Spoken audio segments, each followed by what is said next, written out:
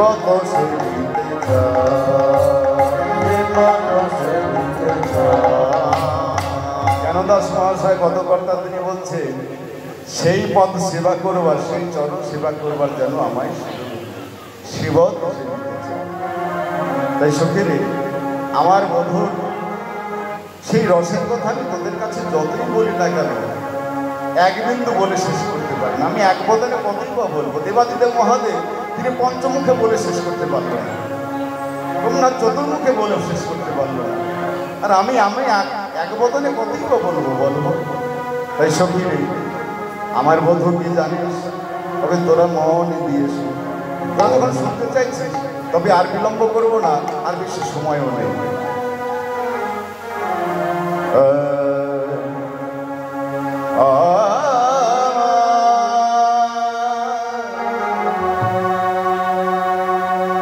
বধূ সে রস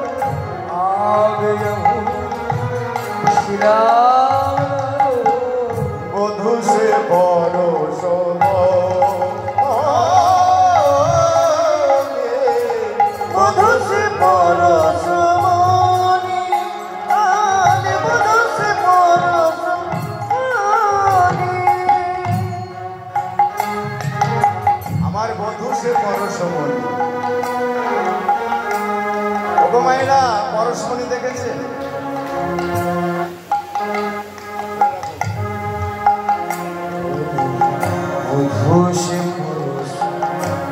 পরশমণি দেখেছেন? পরশমণি পাথর, ওই পরশমণি পাথর যদি লোহাতে ঠেকানো যায় তাহলে সোনা হয়ে যায়। এই রাধারানী বলছে সখীরে, তাই সখীরে, তাই সখীরে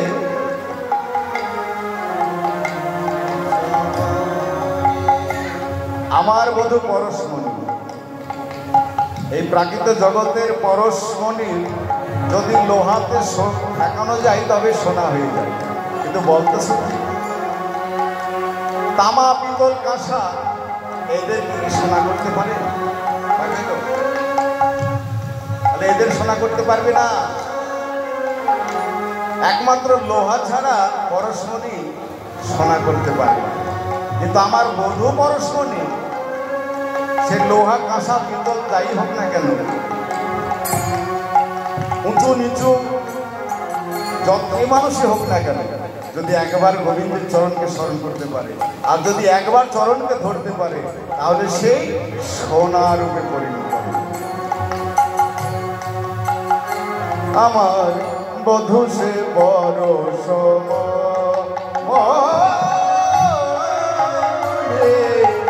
বধূ সে পরশ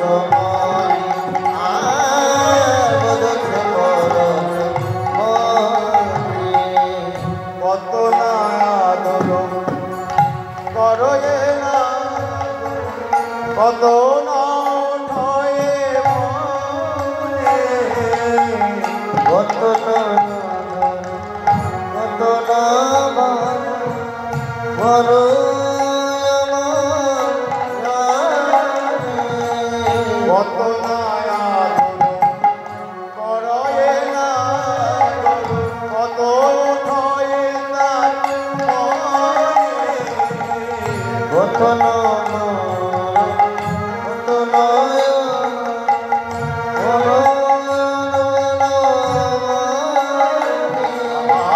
পালঙ্কে শয়ন না রাখে কখনো,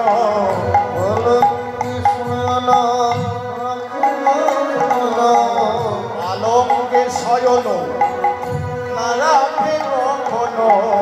পালঙ্কে শয়ন না রাখে কখনো, আপন আপন আপন পালঙ্ক শয়ন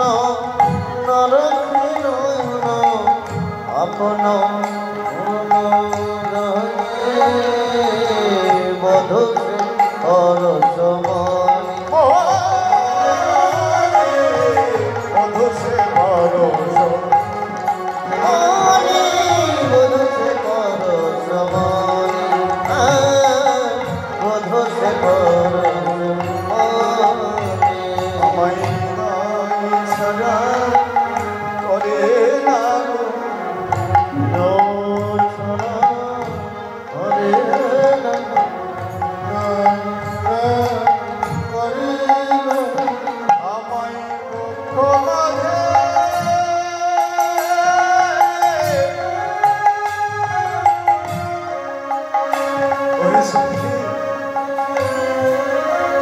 পালঙ্কে শয়নে না রাখে কখনো,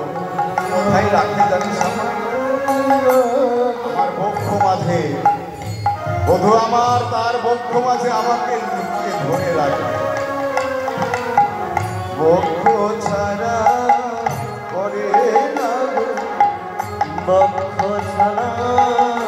করে না,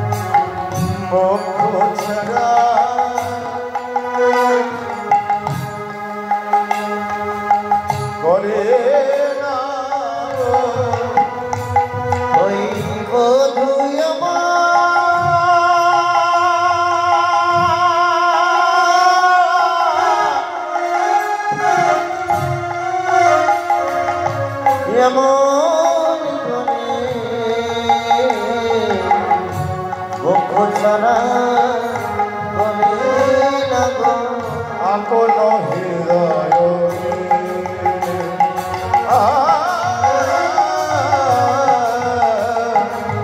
বধূ সে পরশ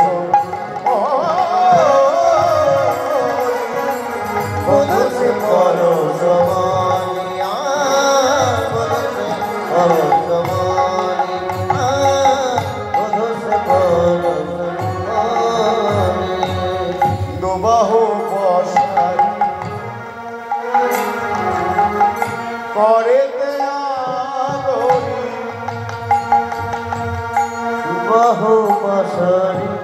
করে আমার বধূ দুবাহু পাশারি মানে করে আগরি ময়ন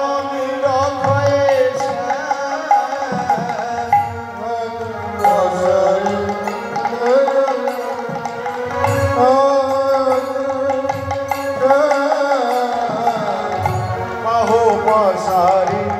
করে আগরি বনায় লিখয়ে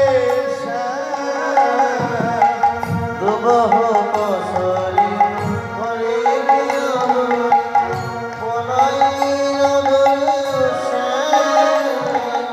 দুবাহু বসারি মানে দুবাহু বসারিত করে বধূ আমার বঙ্গমাতে ধরে রাখে বয়ানো মানে বদন নীরব হয়েছে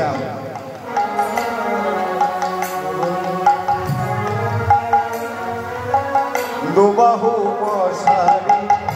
করেতে আগরি বয়ানো নীরব হয়েছে দুবাহু পাশারি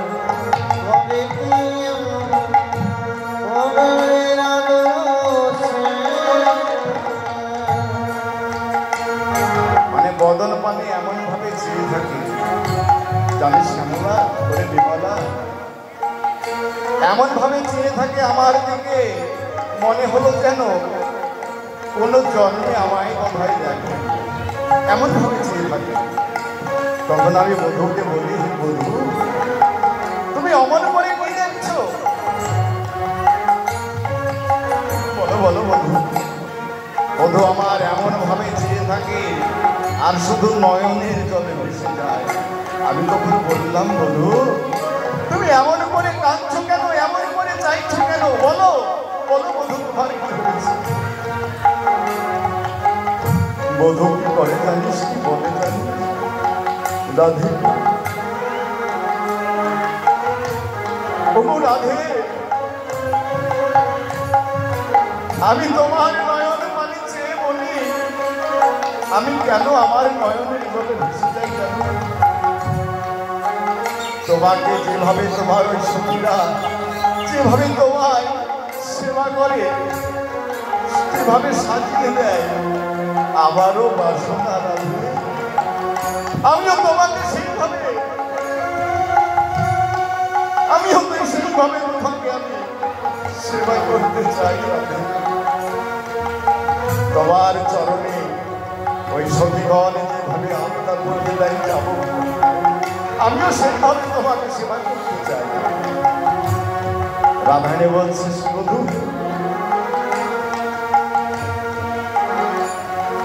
তুমি এমন ভাবে সেবা করে তোমার জীবন ধন্য বেশ বেশ বধূ আমি তোমার সেবা করার অধিকার দিলাম কিন্তু বধূ তোমার কাছে আমার করে জোরে নিবে তুমি আমার সর্বাঙ্গে স্পর্শ করবে সেবা পাবে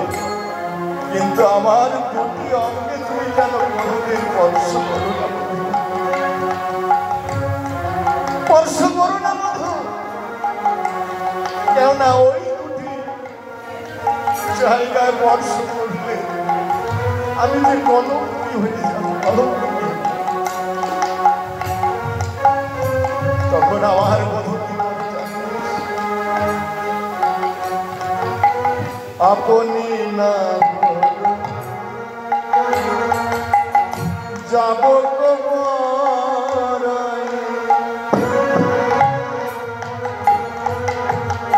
লিখয়ে আপন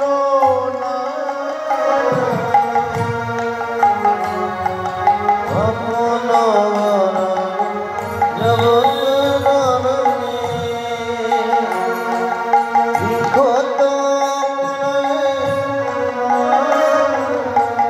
আপনি না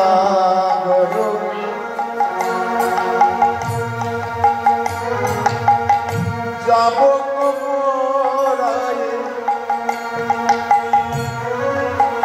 আপনি না করো যাব পড়াই যাব মানে কি মা আমার ঠিক ধরেছে আলতা গো আলতা আপনি নাগর যাবক পড়ায়ে লেখ হয়ে আপনি নাম রাধারানীর চরণে সেই দুটি ধারণ করে যেই না চরণে আলতা পড়াতে যাবে রাধারানী বলছে বধূ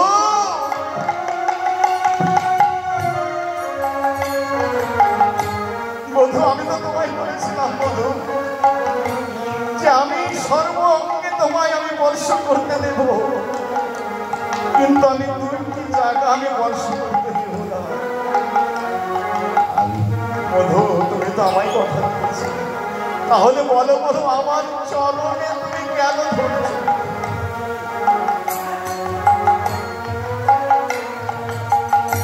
গোবিন্দ বলে রাধে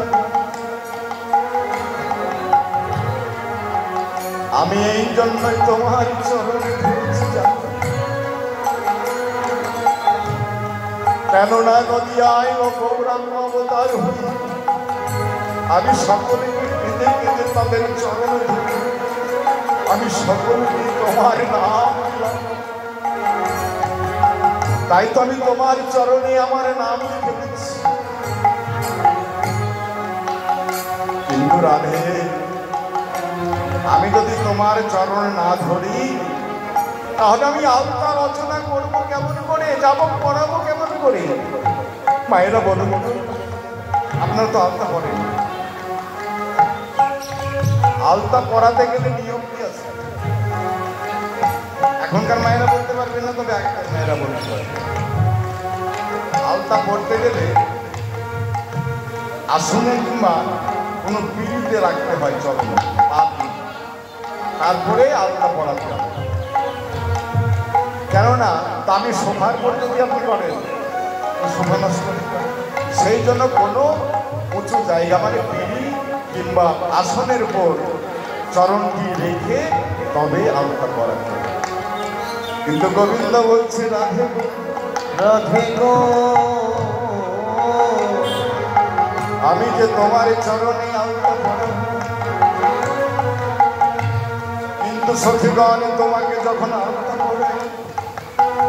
তারা তখন সোনার পিড়িতে করে সোনার পিড়িতে রেখে তোমার চরণে তারাই আলতা বলো বলো রাধে বনমাঝি এই বৃন্দাবন আমি সোনার সোনার কোথায় কোথায় রাধে গো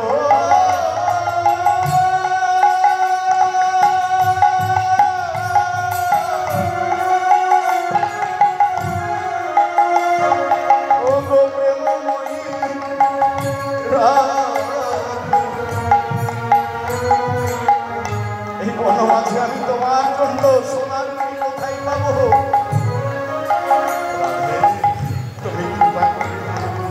তুমি কৃপা করে তোমার ওই চরণ দুটি আমার বক্ষ আছে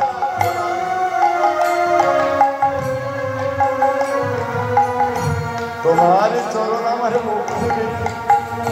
আমি সুন্দর ভাবে তোমার চরণে আলতা করি আপনি নাগর যাব কবরায়ে লিখয়ে আপন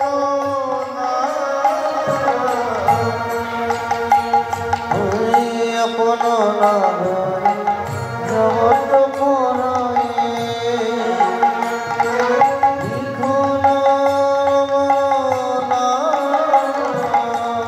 আপনি নাগর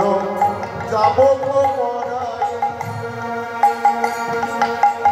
লিখয়ে আপন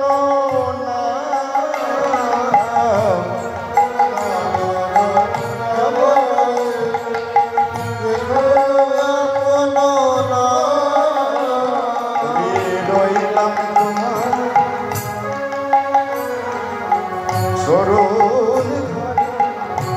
রইলাম তোমার চরণে আমার চরণ দিবে একটি করে নাম লিখছে কৃষ্ণ নাম আর একটি করে ফুল আছে রইলাম তোমার চরণ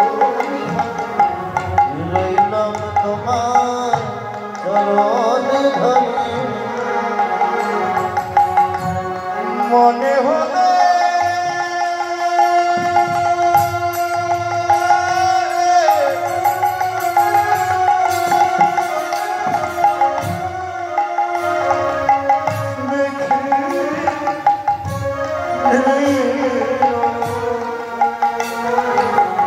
রইলাম চরণ মনে হলে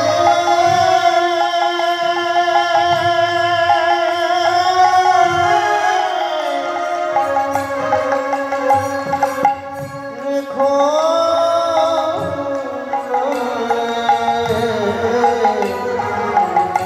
রইলাম পড়ে চরণ একটি করে নাম লিখছেন আর ফুল লাগছে আর বললেন যেই নাম সেই কৃষ্ণ ভজ নিষ্ঠা করুন নামের সহিতে আছে আপনি জীবন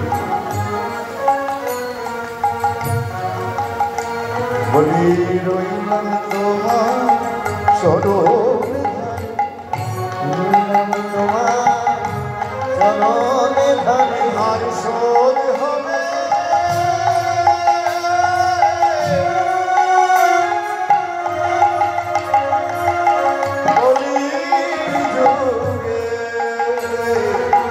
রইলাম তোমার স্মরণ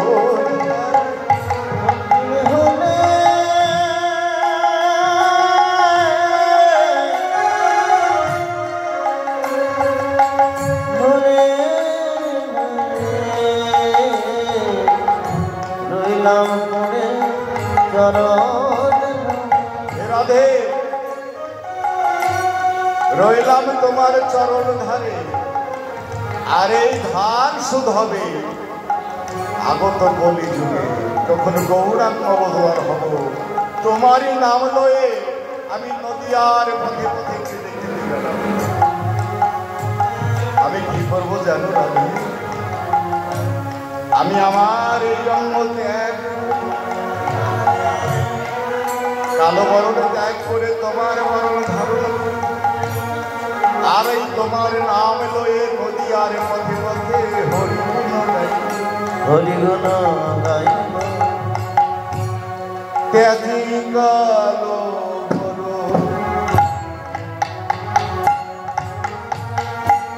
করিব ধারণ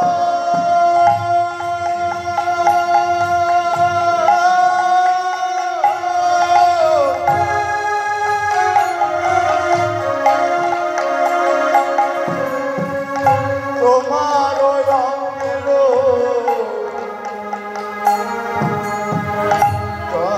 কান্তে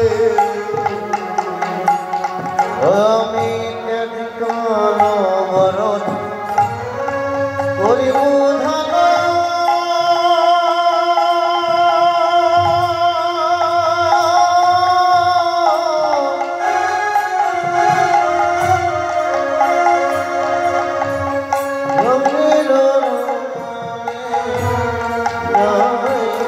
আবার তব নাম লইয়া কাঁদিয়া কাঁদিয়া তোমার নাম লইয়া কাঁদিয়া কাঁদিয়া অশ্রু জলে হব শান্ত তব নাম লইয়া কাঁদিয়া কাঁদিয়া অশ্রু জলে শান্ত বলব বলাইব বলে বয়া বলাই আমি কাঁদব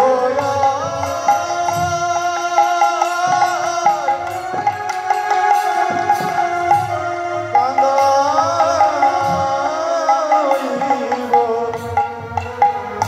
হরি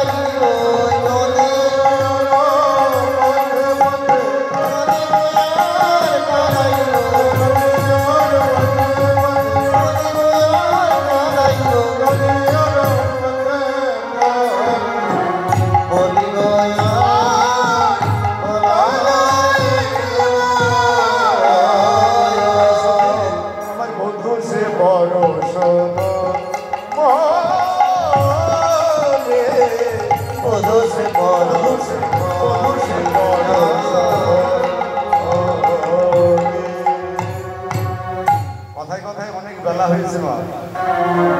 তাই রাধারানীর অস্ত্র সঙ্গে এসে বললেন, ললিতা বিশাখা এবার এসে বললেন, রাধে অধিক বেলা হয়েছে, চল আমরা সকলে মিলে যমুনায় স্নান করতে যাই। স্নান করতে গিয়ে গোবিন্দের সঙ্গে আবার সাক্ষাৎ হবে, দর্শন হবে। তাই সখীগণকে সঙ্গে করে রায়ধনী আমার কি করলেন, আজ স্নান করতে যাচ্ছেন, জল ভরতে যাচ্ছেন। তাই সকলকে ডেকে ডেকে বলছেন,